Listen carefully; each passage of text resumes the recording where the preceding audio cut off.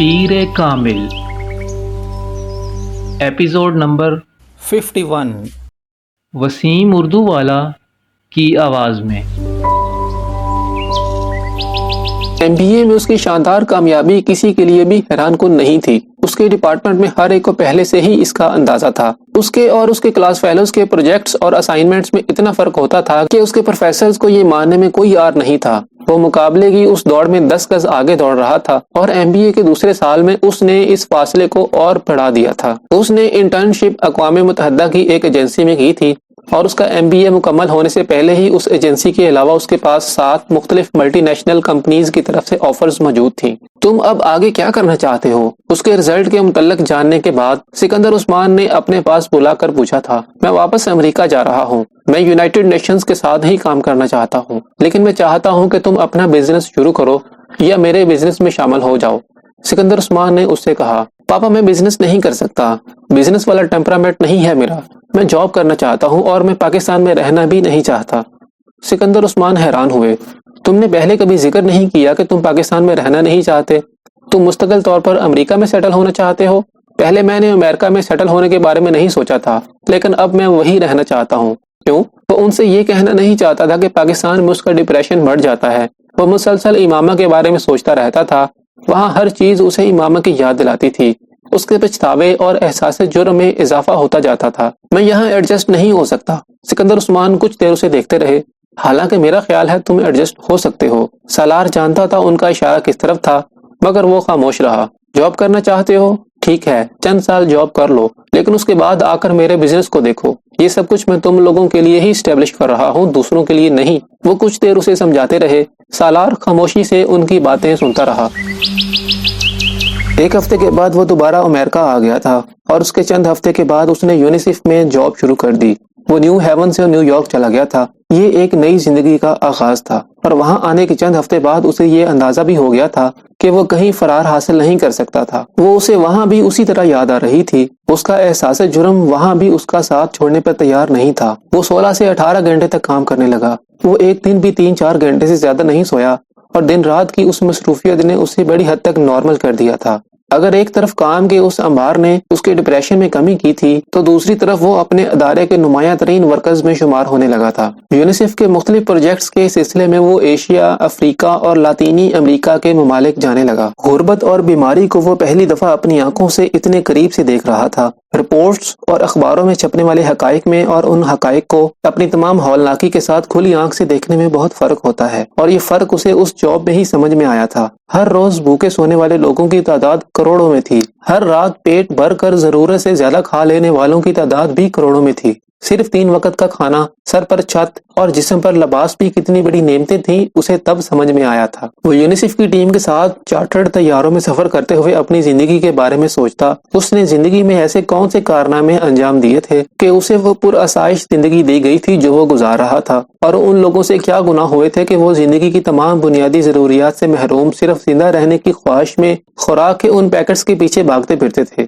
وہ ساری رات جاگ کر اپنے ادارے کے لیے ممکنہ اسکیمیں اور پلان بناتا رہتا۔ کہاں خوراک کی ڈسٹریبیوشن کیسے ہو سکتی ہے، کیا بہتری لائی جا سکتی ہے، کہاں مزید امداد کی ضرورت ہے، کن علاقوں میں کس طرح کے پروجیکٹس درکار تھے۔ وہ بعض دفعہ 48 گھنٹے بغیر سوئے کام کرتا رہتا۔ اس کے بنائے ہوئے پرپوزلز اور رپورٹس تکنیکی لحاظ سے اتنے مربوط ہوتے تھے کہ ان میں کوئی خامی ڈھونڈنا کسی کے لیے ممکن نہیں رہتا تھا، اور اس کی یہ خصوصیات اس کی ساکھ اور نام کو اور بھی مستحکم کرتی جا رہی تھیں۔ اگر مجھے اللہ نے دوسروں سے بہتر ذہن اور صلاحیتیں دی ہیں، تو مجھے ان صلاحیتوں کو دوسروں کے لیے استعمال کرنا چاہیے۔ اس طرح استعمال کرنا چاہیے کہ میں دوسروں کی زندگی میں زیادہ سے زیادہ آسانی لا سکوں۔ وہ کام کرتے ہوئے اس کے علاوہ اور کچھ نہیں سوچتا تھا۔ یونیسیف کے لیے کام کرنے کے دوران ہی اس نے ایم فل کرنے کا سوچا تھا، اور پھر اس نے ایم فل میں ایڈمیشن لے لیا تھا۔ ایوننگ کلاسز کو جوائن کرتے ہوئے اسے قطعاً کسی قسم کا کوئی شبہ نہیں تھا کہ وہ اپنے آپ کو ایک بار پھر ضرورت سے زیادہ مصروف کر رہا تھا، مگر اس کے پاس اس کے علاوہ اور کوئی راستہ نہیں تھا۔ کام اس کا جنون بن چکا تھا، یا پھر اس سے بھی 2 قدم آگے بڑھ کر ایک مشن۔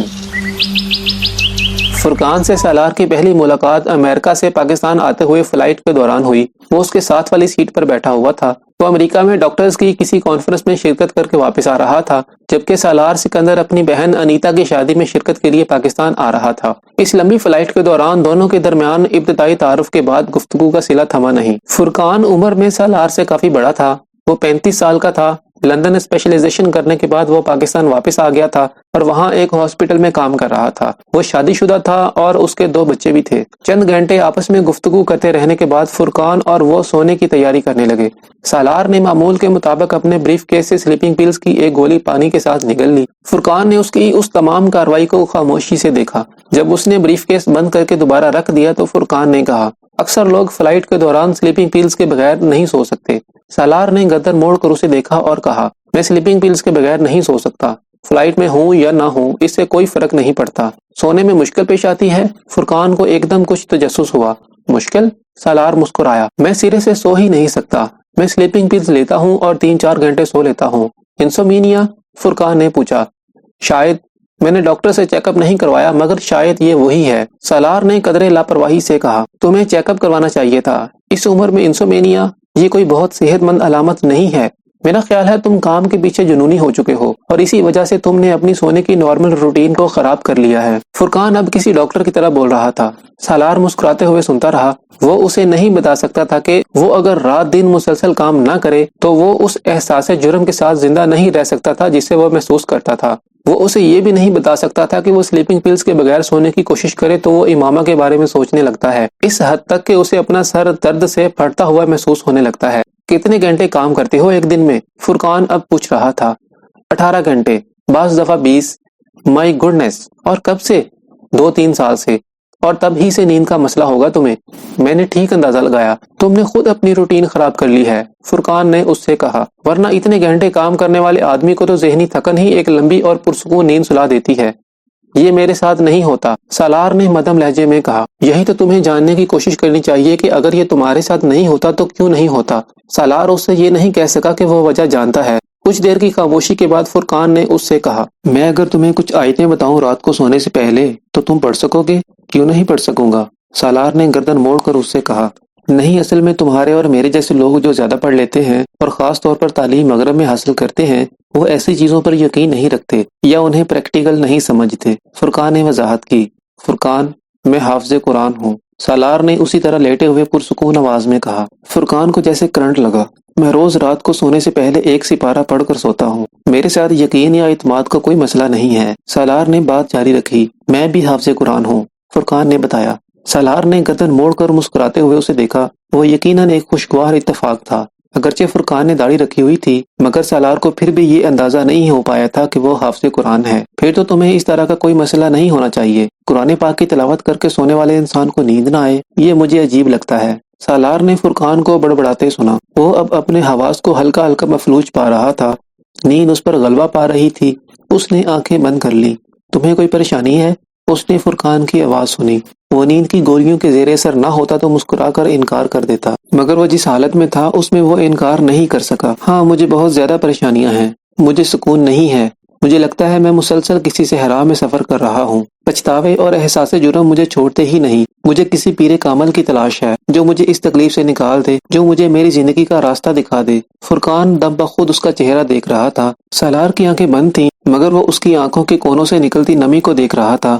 اس کی آواز میں بھی بے ربطی اور لڑکھڑاہٹ تھی۔ وہ اس وقت لاشعوری طور پر سلیپنگ پلز کے زیر اثر بول رہا تھا۔ وہ اب خاموش ہو چکا تھا۔ فرقان نے مزید کوئی سوال نہیں کیا۔ بہت ہموار انداز میں چلنے والی اس کی سانس بتا رہی تھی کہ وہ نیند میں جا چکا تھا۔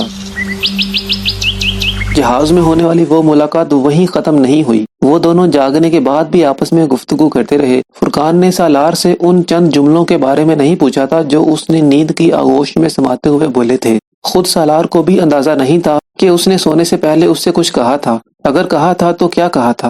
سفر ختم ہونے سے پہلے ان دونوں نے آپس میں کانٹیکٹ نمبرز اور ایڈریس کا تبادلہ کیا۔ پھر سالار نے اسے انیتا کی شادی پر انوائٹ کیا۔ فرقان نے آنے کا وعدہ کیا مگر سالار کو اس کا یقین نہیں تھا۔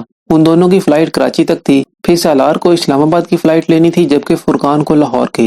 ایئرپورٹ پر فرقان نے بڑی گرمجوشی کے ساتھ اس سے الوداعی مصافحہ کیا۔ انیتا کی شادی 3 دن بعد تھی اور سالار کے پاس ان 3 دنوں کے لیے بھی بہت سے کام تھے، کچھ شادی کی مصروفیات اور کچھ اس کے اپنے مسئلے۔ وہ اگلے دن شام کو اس وقت حیران ہوا جب فرقان نے اسے فون کیا۔ 10-15 منٹ دونوں کی گفتگو ہوتی رہی۔ فون بند کرنے سے پہلے سالار نے ایک بار پھر اسے انیتا کی شادی کے بارے میں یاد دلایا۔ یہ کوئی یاد دلانے والی بات نہیں ہے، مجھے اچھی طرح یاد ہے، میں ویسے بھی اس ویکنڈ پر اسلام آباد میں ہی ہوں گا، فرقان نے جواباً کہا۔ وہاں مجھے اپنے گاؤں میں اپنا اسکول بھی دیکھنے جانا ہے۔ اس کی بلڈنگ میں کچھ اضافی تعمیر ہو رہی ہے اسی سلسلے میں، تو اسلام آباد میں اس بار میرا قیام کچھ لمبا ہی ہوگا۔ سالار نے اس کی بات کو کچھ دلچسپی سے سنا۔ گاؤں؟ اسکول؟ کیا مطلب؟ ایک اسکول چلا رہا ہوں میں وہاں اپنے گاؤں میں۔ فرقان نے اسلام آباد کے نواحی علاقوں میں سے ایک کا نام لیا، بلکہ کئی سالوں سے۔ کس لیے؟ کس لیے؟ فرقان کو اس کے سوال نے حیران کیا۔ لوگوں کی مدد کے لیے۔ اور کس لیے؟ چیریٹی ورک ہے؟ نہیں، چیریٹی ورک نہیں ہے، یہ میرا فرض ہے، یہ کسی بھی کوئی احسان نہیں ہے۔ فرقان نے بات کرتے کرتے موضوع بدل دیے۔ اسکول کے بارے میں مزید گفتگو نہیں ہوئی اور فون بند ہو گیا۔